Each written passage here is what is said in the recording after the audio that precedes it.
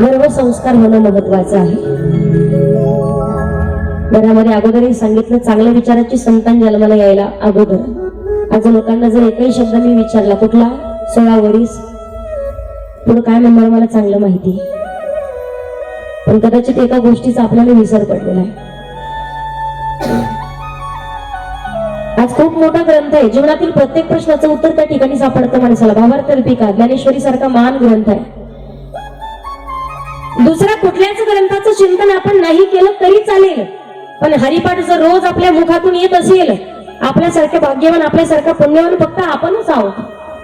पण कधी तेवढ्या श्रद्धेने जर रोज हरिपाठ म्हणत असू तर. पण माऊली ज्ञानोबारायांनी जेव्हा भावार्थ दीपिका ज्ञानेश्वरी सारखा महान ग्रंथ जेव्हा सांगितला ना, तेव्हा माऊलींचं वय होतं फक्त 16 वर्षाचं. धर्मवीर छत्रपती संभाजी महाराजांनी संस्कृत मधून उद्भूषण सारखा ग्रंथ लिहिलाय, तोही 16 वर्षी. 16 वर्षी तर छत्रपती शिवाजी महाराजांनी स्वराज्य स्थापनेची शपथ घेतली आणि 35व्या वर्षी अवघा महाराष्ट्र जोडला. आज 16 वर्षाचं पोरग बापाचंही त्याच टपरीत खाताय, पोराचंही त्याच टपरीत खाताय. कशामुळे? फक्त संस्कारांचा अभाव.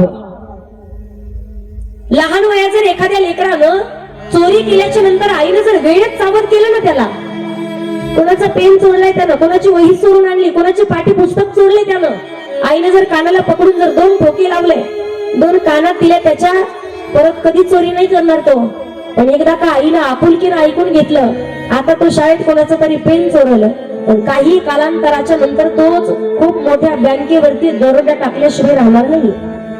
लेकराचे संस्कार तुमच्यावरती अवलंबून आहेत. मी अगोदरही सांगितलं, घर, परिवार, प्रपंच किती सुखाचा व्हावा, किती योग्य वेळेनं योग्य मार्गाने वाटचाल करावी, हे फक्त महिला मंडळांच्या हातात आहे. काही काही लहान लहान लेकरं असतात पहा, 8 आणि 9 वर्षाचे सुद्धा, त्यांना म्हणावं लागत नाही भजनात बसल्यावर तुम्ही टाळी वाजवा म्हणून.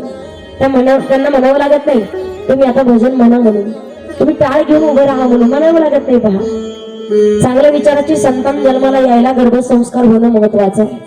राजमाता, राष्ट्रमाता मासाहेब जिजाऊंना जर विचारलं, कौसल्या माता राणीला जर विचारलं तुमचे डोहाळे काय, कौसल्या माता राणीने सांगावं हातात धनुष्य घ्यावा आणि दुश्मनावरती वार करावा. मासाहेब जिजाऊ सांगतात काही खावंसं वाटत नाही, घोड्यावरती बसावं, दानपट्टा चालवावा, तलवारबाजी करावी, दुश्मनाचा नराधमाचा शिरशिरीत करावा आणि भाला फेक करावा. ही त्यांचे डोहाळे होते. आताच्या बाईला विचारा ना तुमचे डोहाळे काय, ती बाई सांगते मला राग खाऊ वाटते. तुम्ही जर राग खाली तर पोरगा जन्माला येणार कसा आहे? सगळं तुमच्या हातात आहे. आम्ही अगोदरही सांगितलं, स्त्री शक्ती सर्वसामान्य नाही. अन्नपूर्णा म्हणून याल तर पोटातील आग शांत करण्याचं काम करतात. स्वयंपाक करत असताना म्हणून सांगत असते, कधीतरी रामकृष्णारी म्हणा, कधी ओम नमः शिवाय म्हणा, कधी श्रीकृष्ण म्हणा, कधी राम राम म्हणा, पण काहीतरी म्हटलं पाहिजे. कशामुळे म्हणायचे सांगू? एकदा का तुम्ही स्वयंपाक करताना देवाचं भजन केलं ना, घरामध्ये चांगले संस्कार पडतील. तो अन्न खाणारा, तो प्रसाद खाणारा माणूस कधीच वाईट मार्गाला त्याची बुद्धी जाणार नाहीये. शोकांतिका या कलियुगाची आज सांगावं तेवढं कमी आहे. पहिला एक काळ होता, आपुलकी होती, प्रेम होतं, भावना होती, श्रद्धा होती. गावातली एखादी मुलगी तिच्या सासरला निघाली आणि तिच्या बापानं जर सांगितलं, गावातला एखादा माणूस त्याच दिशेने निघालाय, बापाला महत्वाचं काम निघालं, तर पोरीचा बाप विश्वासानं त्या शेजारच्या माणसाला सांगायचं, दादा एवढी आमची पोरगी ना, तेवढे तिच्या सासरमध्ये तिला सोडा. विश्वास होता, आपुलकी होती, भावना होती आणि प्रेम होतं. आता पहा ना तुम्ही, 2.5 आणि 3 वर्षाचं लेकरू सुद्धा शेजारच्या घरी खेळण्याकरिता पाठवावं की नाही, हा सगळ्यात मोठा बापाला पडलेला प्रश्न आहे. कलियुगाची वाटचाल फार कठीण आहे. आज जन्माला आलेली प्रत्येक लक्ष्मी तळहाताच्या फोडासारखी सांभाळली जाते. तुमच्या संतानामुळे, तुमच्या पोरामुळे, तुमच्या राक्षसी प्रवृत्तीच्या नराधमामुळे एखाद्याची लक्ष्मी कायमची निघून जावी, एखाद्याच्या बापाच्या स्वप्नावरती पाणी फिरावं आणि एखाद्या आईच्या काळजाचा तुकडा निघून जावा, असं वागणं मात्र कधी कुठल्या पोराचं नसावं. हे सगळं होतं फक्त संस्काराच्या पायी. 3-2.5 महिन्यापूर्वी घडलेली घटना माहिती नाशिक परिसरातली प्रत्येकाला.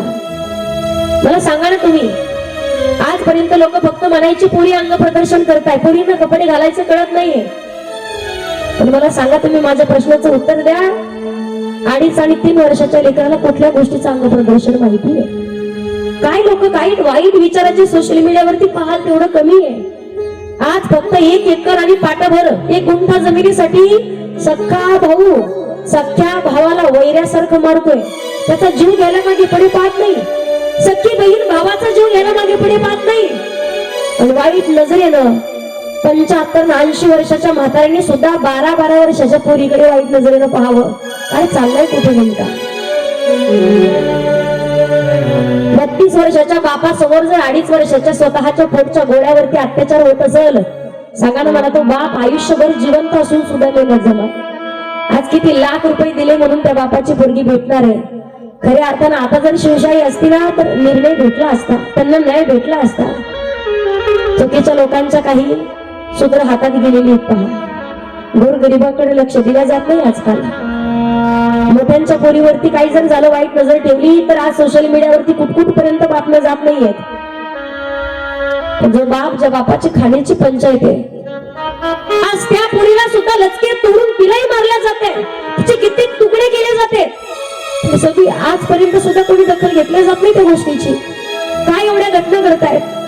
सगळ्यात मोठा परिणाम काय असेल तर हातात आलेलं यंत्र आहे प्रत्येकाच्या हातामध्ये, ते आहे मोबाईल. चांगलंही तेवढंच दाखवत आहे, ते वाईट सुद्धा तेवढंच दाखवत आहे. पहा, प्रत्येक आईनं स्वतःच्या पोराला नाही इंजिनियर करता आलं तरी चालेल, नाही डॉक्टर झाला, नाही वकील झाला, नाही त्याने 4 पैसे कमवले तरी चालेल, पण त्या पोराला चांगले संस्कार द्या. रात्री बेरात्री दिसलेली प्रत्येक स्त्री ज्या दिवशी महाराष्ट्रातल्या देशातल्या प्रत्येक भावाला स्वतःची आई स्वतःची ताई वाटेल ना, त्या दिवशी खरी शिवशाही येईल. त्या दिवशी खरा आनंद भगवंताला सुद्धा होईल. धर्म रक्षवाय अवतार घेसी.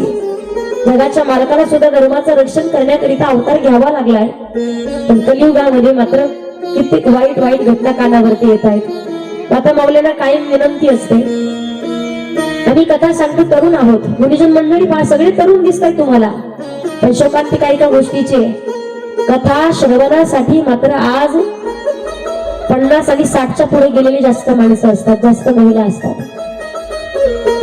नाही काय भेटणार कधीत आल्याच्या नंतर, नाही तुम्हाला पैसा भेटणार, पण जेव्हा तुमचे लेकरं कथेमध्ये येऊन बसतील ना, तेव्हा कमीत कमी वाईट मार्गावरती जाणं तरी सोडतील. माझ्याकडे सुद्धा संस्था आहे, मुली सांभाळते मी, कित्येक वारकरी संस्था आहेत. लोक तिथेही सोडत नाही, लोक त्यांनाही नावं ठेवायला सोडत नाही. सगळे चांगले असंही नाही, सगळेच वाईट आहेत असंही नाही, पण कमीत कमी सांगू, नाही एखादी पोरगी संस्थेत टाकलेली कीर्तनकार कथाकार झाली, कमीत कमी संसार तरी सुखाचा करेल, स्वतःच्या सासू सासऱ्याला तरी आनंदानं सांभाळलं आणि स्वतःच्या नवऱ्यासोबत तरी नीट वागलं. आज लग्न झाल्याच्या नंतर पोरगी पहा ना तुम्ही, 2 आणि 3 वर्षात लग्न झालेलं मोडतंय, 2 आणि 3 वर्षात फारकतीवरती येत आहे, 2 आणि 3 वर्षात घटस्फोटावरती येत आहेत. कशामुळे? संस्काराचा अभाव. पहिल्या काळातली प्रत्येक आई स्वतःच्या लेकीला सांगायची, पोरी ज्या घरात उभी गेली त्याच घरातून आडवी बाहेर आली पाहिजे. कथा कीर्तनाच्या मधून डोंबिवलीने डोक्यात ठेवायची, आपण कथेच्या मधून आपण द्रौपदी लक्षात ठेवायची, आपण कथेच्या माध्यमातून माता अनुसूया लक्षात ठेवायची, आपण सीता माता लक्षात ठेवायची, आपण कथेच्या माध्यमातून भगवान परमात्मा वरती नितांत प्रेम करत असून अखंड नामस्मरण कंठात ती राधा लक्षात ठेवायची, आपण मिल्ल कुळात जन्माला आलेली शबरी माता लक्षात ठेवायची, आपण संत जनाबाई, संत सखुबाई, संत बहिणाबाई, संत मीराबाई लक्षात ठेवायची. कशामुळे? भगवान परमात्माला प्राप्त करण्याकरिता अंतःकरणाचा भाव महत्वाचा आहे. प्रपंच करून हे मत नाहीये, पण आपली सुद्धा बुद्धी धुंदुली सारखी कधीच नसावी. धुंदुलीनं वाईट विचार केला, फळ दिलं होतं, पण फळ गायीच्या समोर टाकलं. धुंदुक गायी सारखा वाईट विचाराचा मुलगा जन्माला आलेला आहे. पिशाच येवलीला प्राप्त झाला, पेशागामी झाला, वेशाच्या अधीन गेला, तोंडात विस्तव भरून मारला, ठेचून मारला. शेवटी 7 दिवस श्रीमद भागवत कथा श्रवण केली, तेव्हा कुठं धुंदुककारीच्या जीवनाचा उद्धार आहे, चतुर्भुज रूप धारण करून प्रकट झालाय.